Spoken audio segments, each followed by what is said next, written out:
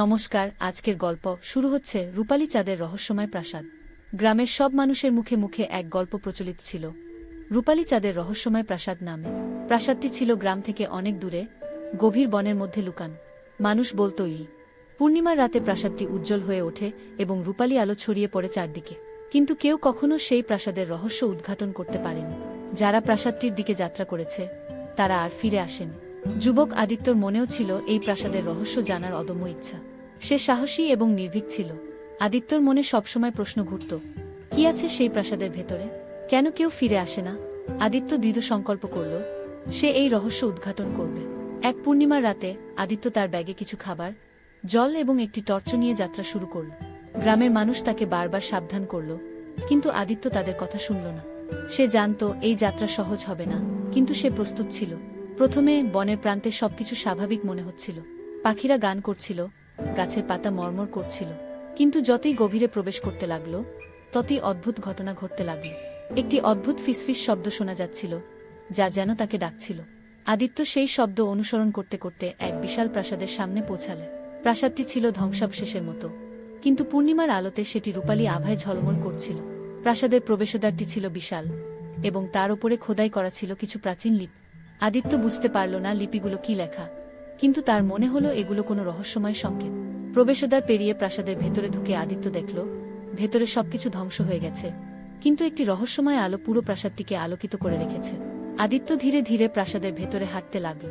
হঠাৎ সে দেখল এক পুরনো আয়নার সামনে এক মূর্তি দাঁড়িয়ে আছে। মূর্তিটি ছিল এক সুন্দরী নারীর, যার চেহারা রহস্যময় এবং মায়াময়। আদিত্য কাছে গিয়ে আয়নাতে তাকাল। হঠাৎ করে আয়নায় সেই নারীর চেহারা জীবন্ত হয়ে উঠল। নারীর ঠোঁট নড়ল এবং সে বলল, কেন এসেছ এখানে তরুণ? আদিত্য একটু ভয় পেলেও সাহস করে বলল, আমি এই প্রাসাদের রহস্য জানতে এসেছি। নারী বলল, তুমি কি জানো এই প্রাসাদটি অভিশপ্ত? আদিত্য বলল, না, আমি কিছুই জানি না, কিন্তু আমি জানতে চাই। নারী এক দীর্ঘশ্বাস ফেলে বলল, তাহলে শোনো, আমি তোমাকে একটি কাহিনী শোনাব। নারী বলতে শুরু করল এক প্রাচীন রাজ্যের গল্প, যেখানে এই প্রাসাদটি ছিল একসময় এক সুন্দরী রাজকন্যার বাসস্থান।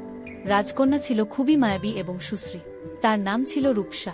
রাজ্যের মানুষ তাকে খুব ভালোবাসত, কিন্তু রূপসার জীবন সুখের ছিল না। তার শত্রুরা তাকে বন্দী করে এই প্রাসাদে রেখেছিল এবং তাকে মুক্তি দেওয়ার জন্য একটি শর্ত দিয়েছিল। সেই শর্ত ছিল যে যুবক তার সত্যিকারের ভালোবাসা দিয়ে রূপসাকে মুক্ত করতে পারবে, সেই রাজ্যের পরবর্তী রাজা হবে। অনেক যুবক সেই প্রাসাদে গিয়েছিল, কিন্তু কেউই রূপসাকে মুক্ত করতে পারেনি। রূপসা ধীরে ধীরে কষ্ট পেতে লাগল এবং তার আত্মা এই প্রাসাদে বন্দী হয়ে গেল। আদিত্য মুগ্ধ হয়ে নারীর গল্প শুনছিল। নারীর চোখে জল আসছিল এবং সে বলল, আমি সেই রূপসা, আমার আত্মা আজও এই প্রাসাদে বন্দী।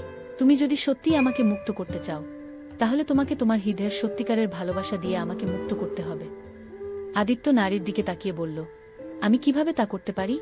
রূপসা বলল, তুমি তোমার হৃদয়ের গভীরে মনোযোগ দাও এবং তোমার সমস্ত ভালোবাসা ও সাহস একত্রিত করে আমাকে মুক্ত করো। আদিত্য নিজের হৃদয়ের গভীরে মনোযোগ দিল। সে অনুভব করল তার হৃদয়ে এক অদ্ভুত শক্তি জমা হচ্ছে।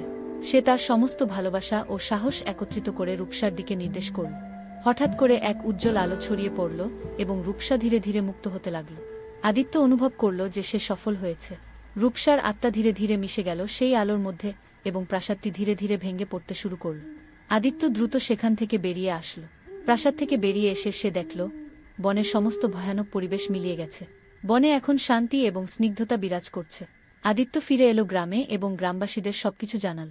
গ্রামবাসীরা তার সাহস এবং দৃঢ় প্রতিজ্ঞা দেখে মুগ্ধ হল। এরপর থেকে প্রাসাদটি আর কোনো ভয়াবহ জায়গা হিসেবে গণ্য হল না।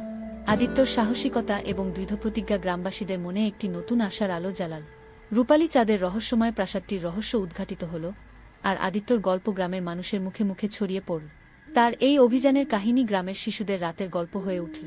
আদিত্য জানত যে এই গল্পটি শুধু তার নয়, এটা তার গ্রামের গল্প, তার পূর্বপুরুষদের গল্প এবং তাদের সাহসের গল্প।